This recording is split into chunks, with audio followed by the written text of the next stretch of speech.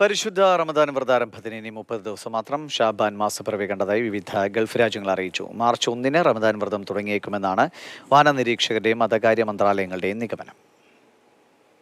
UAE തലസ്ഥാനമായ അബുദാബിയിലെ അൽ ഖത്തീം astronomical സെന്ററാണ് Shaban മാസപ്പിറവി കണ്ടതായി സ്ഥിരീകരിച്ചത്. രാവിലെ 9:30 ഇതിന്റെ ചിത്രവും കേന്ദ്രം പുറത്തുവിട്ടു. Saudi Arabia, Qatar, Oman, Bahrain തുടങ്ങിയ ഗൾഫ് രാജ്യങ്ങളും ഷാബാൻ മാസപ്പിറവി കണ്ടതായി സ്ഥിരീകരിച്ചിട്ടുണ്ട്.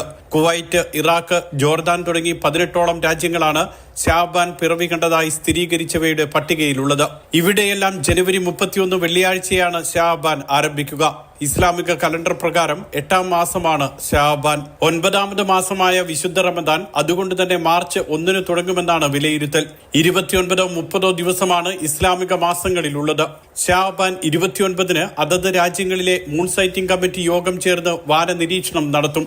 ഷാബാൻ 29-ന് അതത് രാജ്യങ്ങളിലെ മൂൺ സൈറ്റിംഗ് കമ്മിറ്റി യോഗം ചേർന്ന് വാന നിരീക്ഷണം നടത്തും. മതകാര്യ മന്ത്രാലയങ്ങളും പ്രത്യേക യോഗം ചേരും.